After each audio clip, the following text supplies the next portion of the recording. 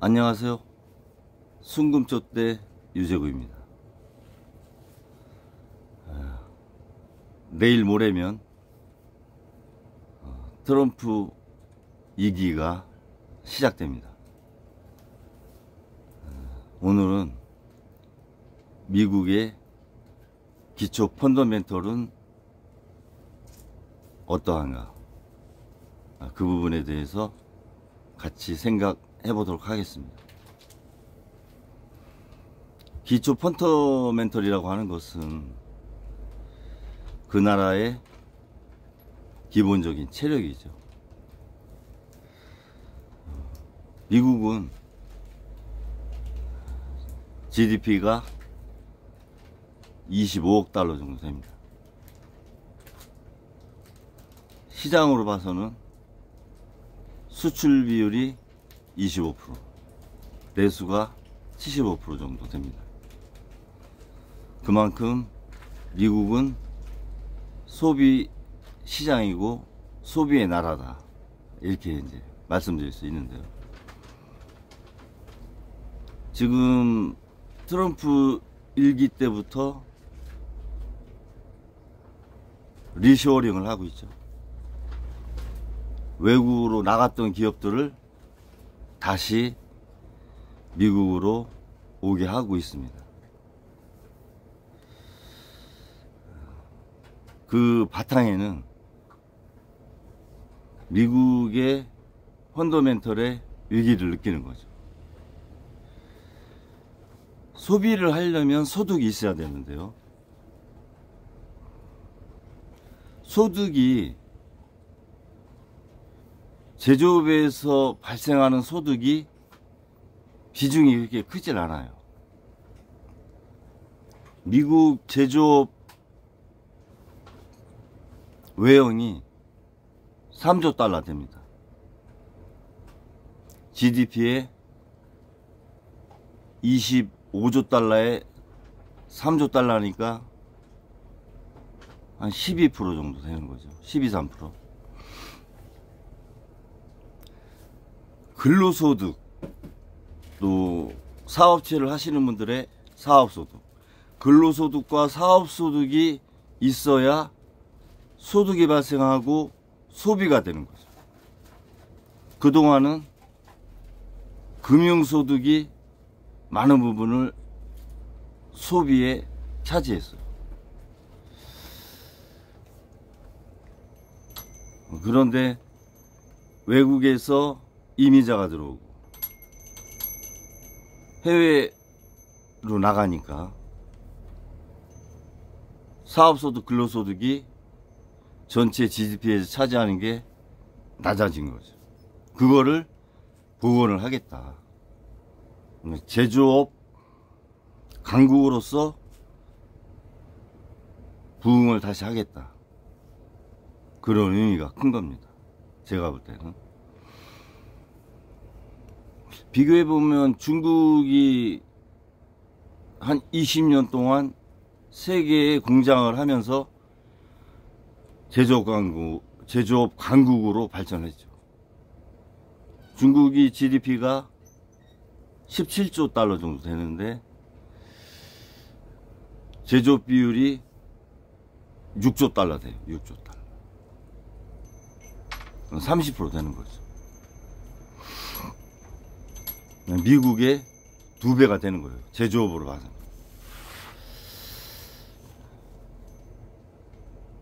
미국은 소비를 할 수 있는 소득을 마련을 해줘야 되는 지금 상황이죠. 그래서 사업자들한테 경쟁력을 주기 위해서 관세를 적용하고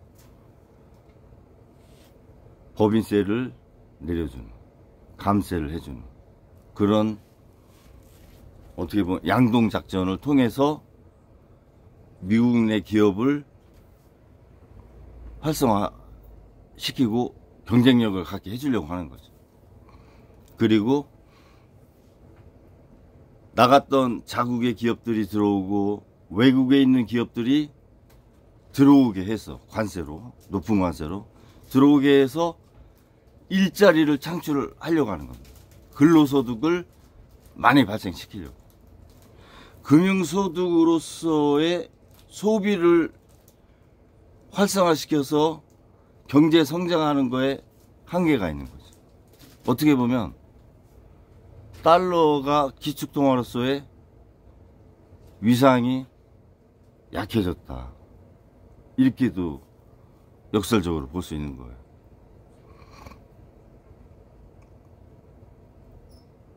미국이 부채가 지금 35조 달러 아니에요?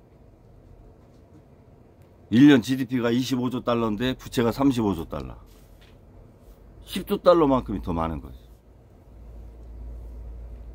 부채가 많은 거예요. 그래서 재정적자가 재작년에 2,500조 났잖아요. 그리고 35조 달러에 대한 부채 이자가 1,500조. 그러니까 GDP의 10%를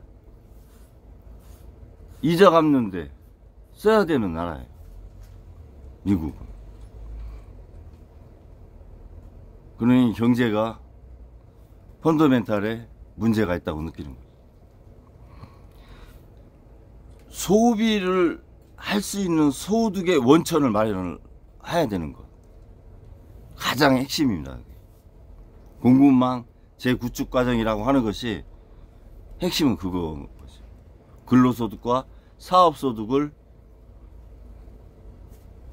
더 발생을 시켜서 소비, 내수가 침체되지 않는 상황, 그거를 지향을 하는 겁니다. 그러다 보니까 결국은 우리나라도 미국으로 가고, 회사가 유럽이나 다른 나라도 미국으로 일부 이전을 하잖아요. 그러면 미국을 제외한 다른 나라들은 제조업이 공동화될 수 있어요. 산업이 공동화되고.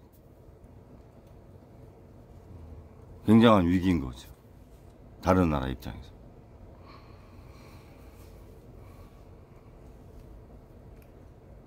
미국은 해외 자산도 많고 그래서 본원소득도 많아요, 사실. 그리고 금도 세계 1위로 제일 많이 갖고 있죠. 8,100톤 정도 갖고 있으니까 그 금액이 한 17조 달러 돼요. 그러니까 외환 보유액의 7%가 금이에요, 금. 미국은. 중국은 2,330톤 정도 되죠. 그것도 최근에, 작년에만도 210톤 샀으니까 한 3, 4년 동안 꾸준히 사왔죠, 중국이.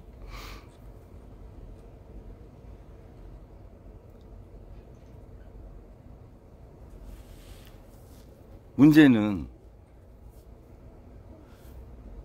노동력의 임금인데, 이민자 내보낸다고 하잖아요. 그래서 고용을 창출하고 실업률을 줄이고. 근데 낮은 원가를 해야 되거든요, 제품이. 원가가 낮아야 경쟁력이 있을 거 아니에요. 그 부분에 문제가 있는 거죠. 중국만 해도 경제활동 인구가 9억 명, 많으면 10억 명. 그 중에서 이제 한 6억 명은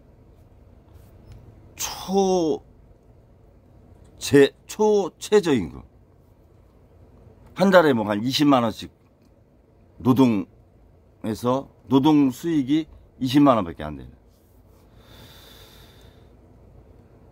그러니까 이 제품을 만들어서 가격 경쟁을 중국하고는 미국이 하기는 어려운 상황이죠.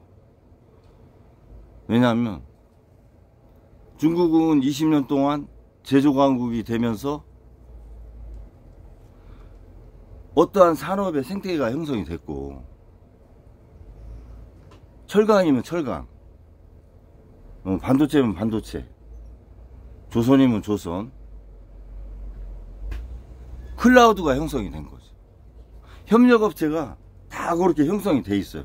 근데 미국은 클라우드가 형성이 안 된 거죠. 수입을 일정 부분 해야 되는 거죠.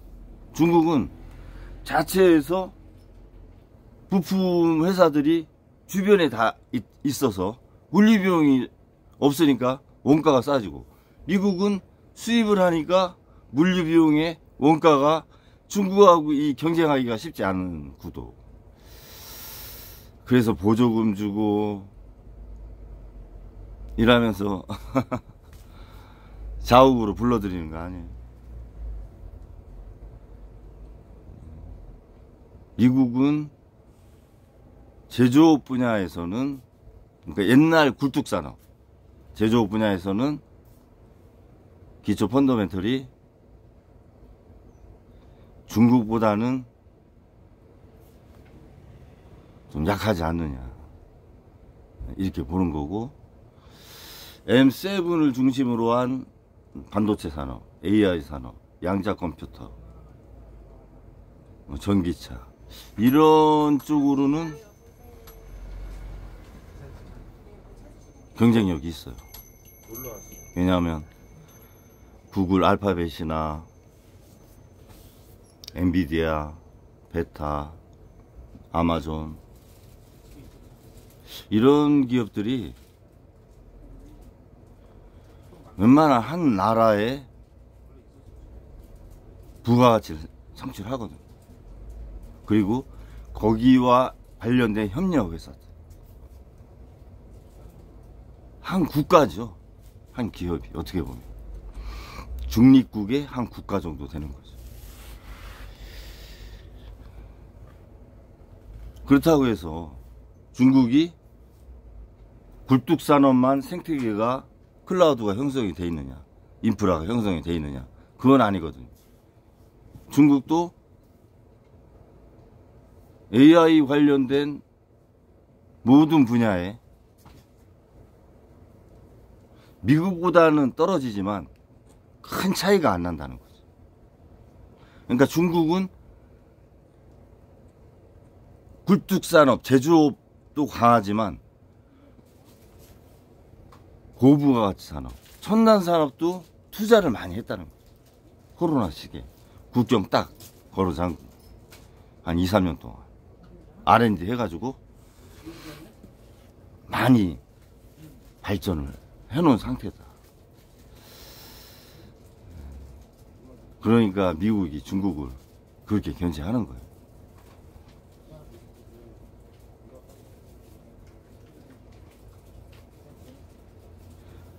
그 와중에 나타난 게 비트코인인데,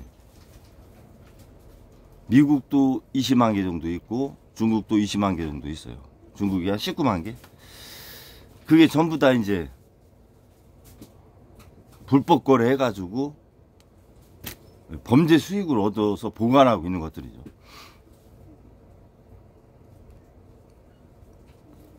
근데 비트코인 자체가 뭐 수량 2,100만 개 한정이 돼 있어서 희소성은 있지만 담보력은 없죠. 담보력. 금처럼 담보력이 없어요. 또 부가가치를 창출하는 제조업이 아니야. 하나의 그냥 투자 대상인데 담보력이 없다는 거죠. 달러는 담보력이 있잖아요. 달러는 막 발행을 하는 게 아니에요. 연준에서 달러를 발행할 만큼의 담보가 있을 때 그만큼 발행을 승인하고 재무부가 찍어내는 거죠. 그러지 않으면 달러를 찍어낼 수가 없게 돼 있어요.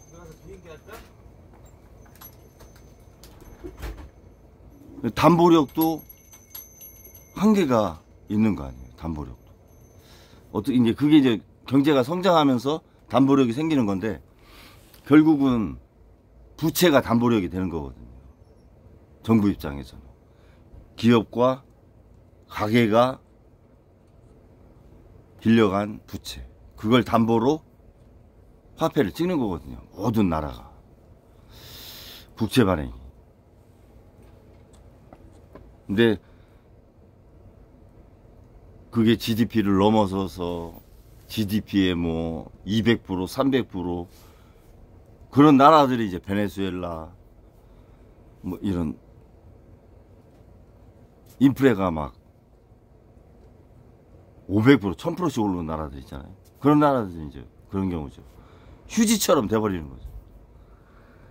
그래서 최근에 아르헨티나 그 전기톱 대통령이 화제잖아요. IMF에서도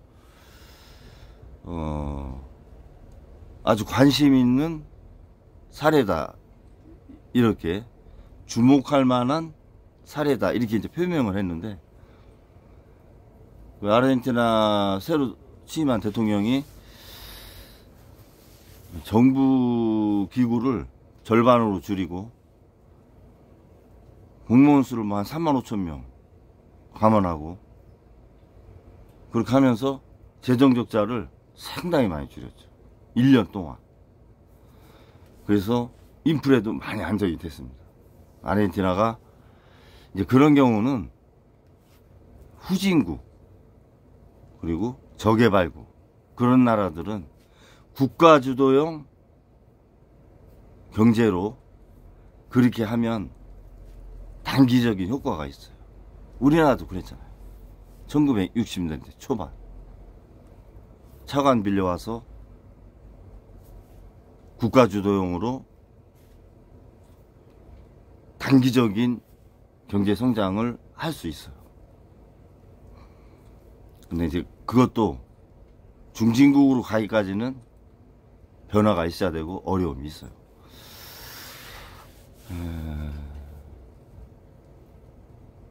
비트코인이 달러를 대체할 수는 없다고 저는 개인적으로 생각합니다. 왜냐하면 담보력을 갖고 있지 않은 투자 상품이기 때문에. 이게 경기 침체가 오고 공황이 되면 그런 담보력이 없는 것들은 폭락을 할 수 있어요. 폭락. 그런 위험성이 있는 거죠. 특히 미국은 CBDC, 중앙은행에서 발행하는 디지털 화폐하고 연계를 안 해놓고 있는 상태죠. 비트코인을. 그냥 개인 간의 거래일 뿐인 거예요. 블록체인 과정에서.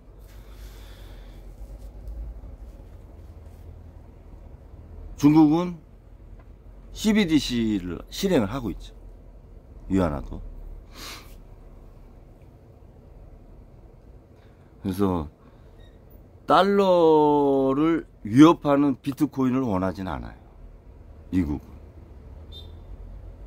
그러면 달러가 기축통화로서의 위상이 약해지고 미국에 결정적인 악영향을 줄 수 있는 거죠. 기축통화가 흘린다는 자체는 모든 패권이 흔들릴 수 있어요. 그렇게 되는 경우. 그러니까 비트코인을 너무 이렇게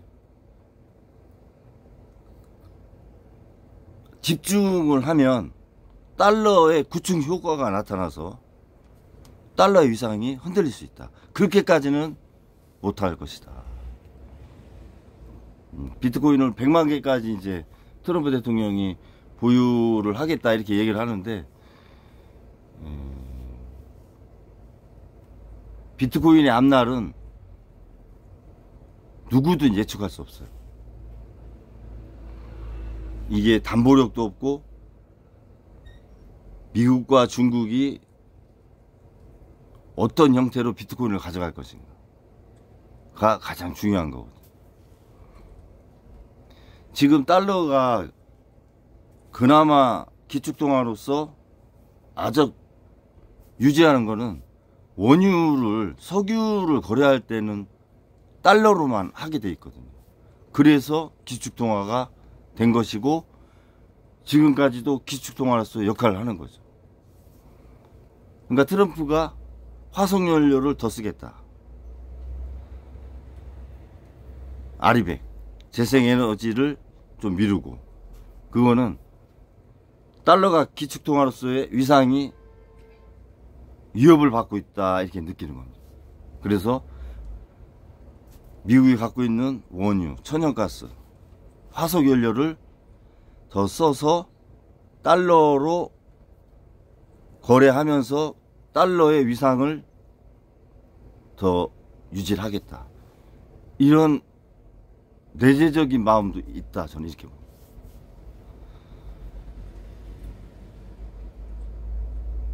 엔화나 파운드와 유로와 달러 인덱스에 영향을 주긴 주죠. 특히 엔화. 파운드화는 많이 이제 좀 내려온 상태고,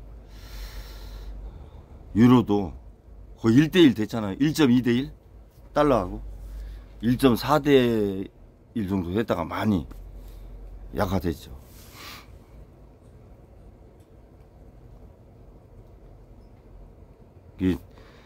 트럼프의 화석연료를 더 사용하려고 하는 부분이 강달러를 유지하게 하는 원인도 되는 겁니다. 다음 주에 일본 제2오비에서 이제 금리를 결정하는데, 글쎄요, 어떻게 이제 하려나 모르겠는데, 아무래도 금리가 올라가면, 그러니까 일본에서 금리를 올리면 그 싸게 빌려서 나간 엔화, 그게 한 4경 돼요. 4경. 그 돈이 쌀 때 나갔는데 일본이 금리를 올리면 다시 일본으로 들어와서 빨리 환전을 해야 될 거 아니에요. 환차손 줄이려고. 그래서 지난 8월 5일날 그런 사태가 한번 났던 거고, 아마 미국하고 조율이 있겠죠. 올려도 뭐 적당하게 올린다든가, 아니면 유지한다든가, 아니면 시기를 늦춘다든가. 미국하고 아마 패드하고 교감이 있을 겁니다. 그렇지 않으면 이 NK리드 청산이 돼서 일본으로 자금이 확 쏠리게 되면 뭐 우리나라도 벌써 증시에도 영향하고 채권에도 영향을 받죠. 다 폭락할 거 아니에요. 유럽도 그렇고 미국도 마찬가지고. 그런 부분에서 엔화 관리를 일본 자체적으로도 하겠지만 미국하고 유로하고 이렇게 교감을 가지면서 가지 않겠느냐. 일각에서는 뭐 제2의 프라자비 얘기도 나오는데, 그러기에는 일본이 치료해야 될 대가가 너무 클 수 있어요. 한번 해줬잖아요. 85년대. 미국 어렵다고 또 일본한테 그렇게 하면 일본도 다시 자기 살 깎아가면서 그렇게 과연 할 수 있느냐. 일본 경제가. 저는 어렵다고 보는데.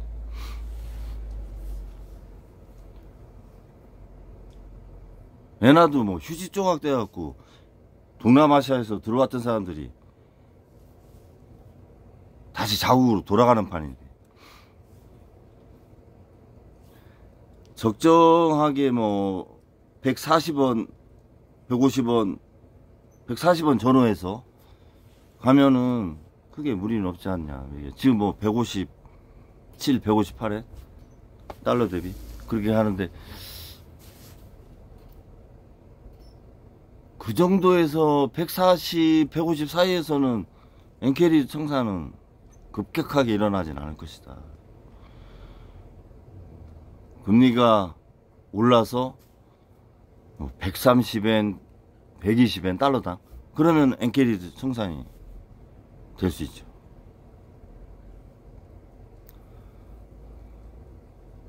지금은 각국이 다 시한폭탄을 갖고 있기 때문에 어느 나라가 돌출 행동을 하면 이게 도미노식으로 연쇄 효과가 나타날 수 있어서 협력을 하면서 아마 갈 것이다 이렇게 봐집니다.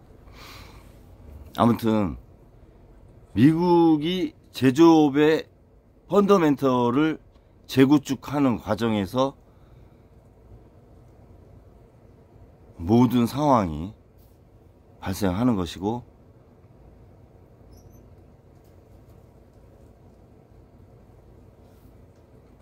소비를 중심으로 하는 미국이 근로소득과 사업소득을 확보하기 위해서 행해지는 모든 상황이다. 저는 그렇게 봅니다. 관세나 자국 내의 감세.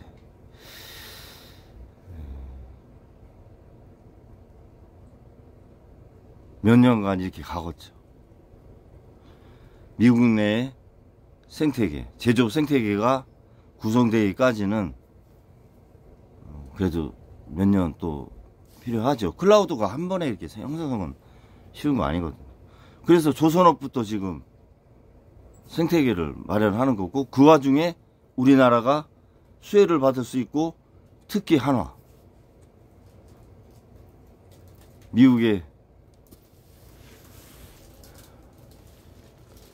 조선사 하나 사놨잖아요. 하나오션, 대우, 해양조선 2022년도에 2조 원으로 사놨고, 그러면서 수혜를 좀 보는 것 같아요. 그래서 저는 뭐 개인적인 생각이고요. 제가 경제 전문가는 아니에요. 전문가는 아닌데, 미국이 왜 강한 미국을 마가 프로젝트로 주창을 하고, 그 마가 프로젝트에는 뭐가 있고 왜 그렇게 해야 되는가, 그런 것들을 좀 생각을 해보는 거죠. 그러면서 중국이 어떤 상황인가 비교를 해보는 거. 거기서 우리는 어떻게 해야 될 것이냐. 그래야 이제 우리도 해답이 나올 거 아니에요. 손님이 없으니까 그냥 그런 생각만 하는 거예요. 헛된 생각만 하는 거죠. 맨날 모래성만 쌓는 거야. 개인적으로 그냥. 그런 생각 조금 들어요. 그럼 이런 생각이 있으면 저는 또 동영상에 이런 생각을 한번 담아 보는 겁니다.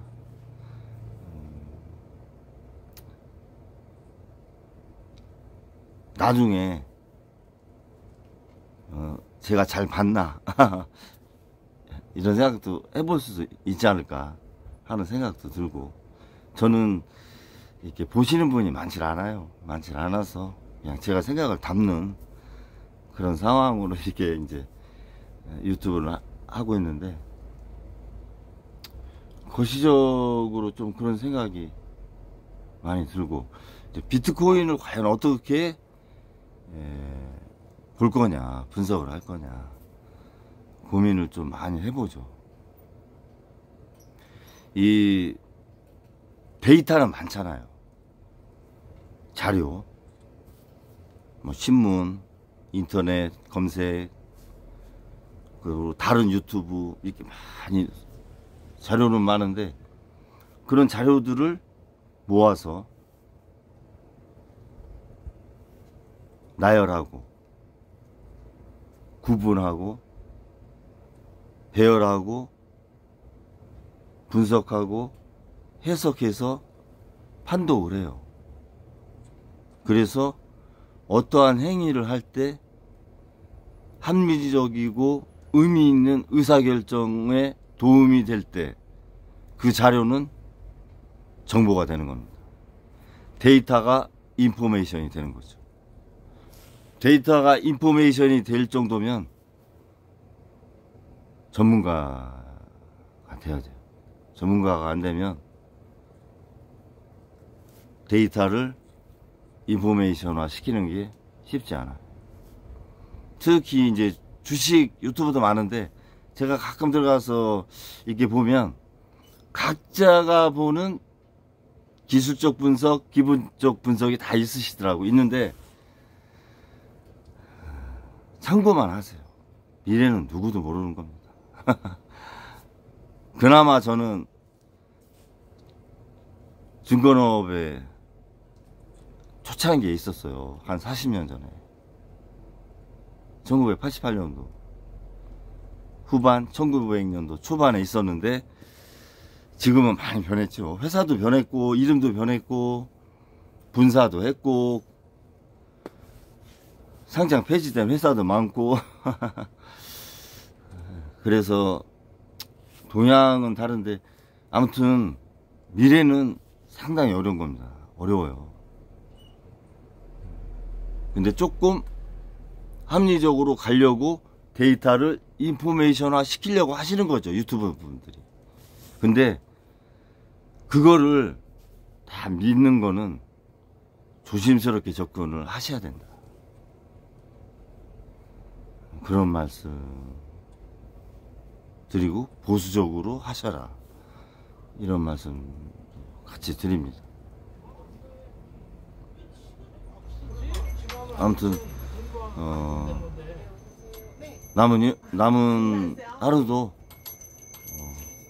약진한 하루 됐어요. 감사합니다.